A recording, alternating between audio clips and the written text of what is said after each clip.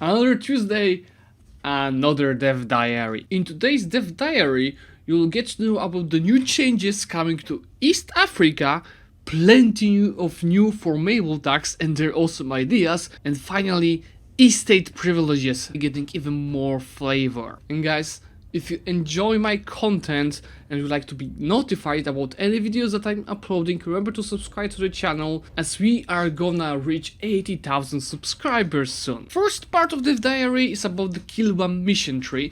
It's pretty much focused on a few things. First of all, conquering the gold mines of Mutapa and exploring South Africa.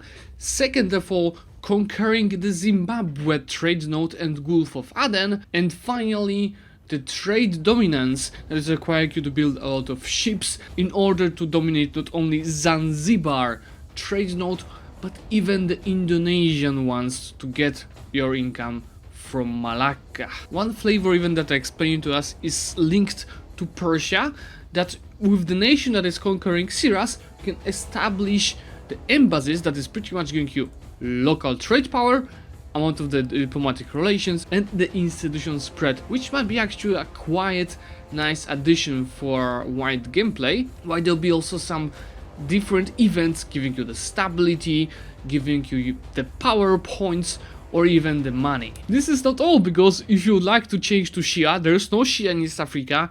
Yes, this embassy will also give you a chance to actually go and change to Shia, if that would be something that is your goal in your Kill One gameplay. So yes, the whole mission tree and everything around it is allowing you to create a gigantic empire focused on gold, focused on the trade and your naval gameplay. And this is also strengthened by the new Kill One ideas. So as you can see, you're getting naval force limit, the global trade ship power, global trade power, trade range modifier, bonus to trade company investment cost, idea cost, yes, bonuses to the gold modifiers, so monthly gold inflation modifier and inflation reduction, additional merchant, and the dev cost. So super tall trade empire gameplay, something that I truly love. Next part of the dev diary is about Mutapa and its mission tree, and this is another mission tree that is focused on the thing that you're declining at the start, a special capital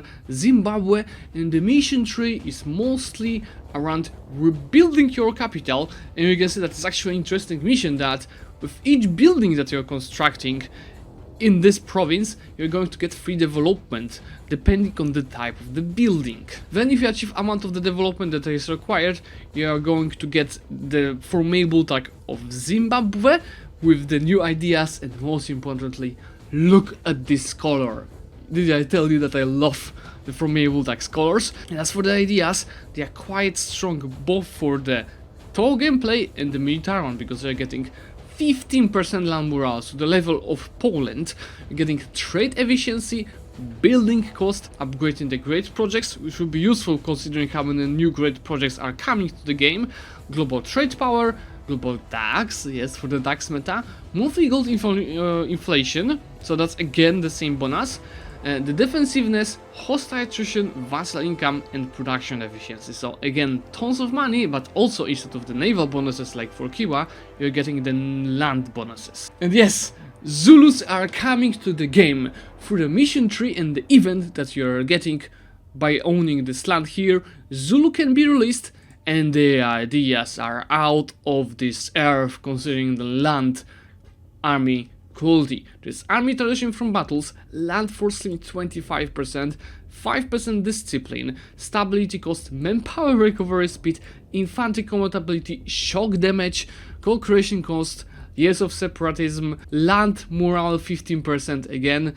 rhythm progress growth, I really do like this, gaff capacity, and accent vassalization reasons. This is going to be a really interesting tag to play as. As mentioned at the start of the video, there are also plenty new formables coming, including the Kitara Empire for the Great Lakes, with really also decent ideas, the Nubia nation, the Nubia's ideas are also quite decent. I don't really understand honestly why all of them are getting 15% morale. This is crazy bonus. And finally the Axum ideas, which are even more crazy, because if you take a look, they're getting the same amount of the manpower that Russia is getting in their ideas. This is crazy. Province Wars Conquerors, this is super overpowered modifier. AE Impact, so I probably would like to play Axum, one of my runs in the future. And yes, as was mentioned in the previous dev diary, there are new mechanics coming for Jewish region, so of course they also introduced Israeli ideas that are quite decent, but nothing really very overpowered. Of course they have the Defrost. Also, Butua will be able to form a Rosvi Empire, but it's not giving you any ideas that they change the color flag, and I prefer the Butu 1-1. What is also interesting, remember my multiplayer game as Sokoto, you will be able to form Sokoto way earlier if you just get the right modifiers. And yes, Sokoto is having okay ideas. They're giving you a Persian government, and yes, this super nice core. They could update the flag though. Last but not least, at the very end there are plenty of privileges that are being introduced. First of all, something that was in the Congo mission tree can be also achieved for the cults, and the fetishism can be achieved from the privileges. Muslim countries will be able to invite a new scholar without paying admin points with this privilege, but it's just 30 influence that's getting in 10 absolutism.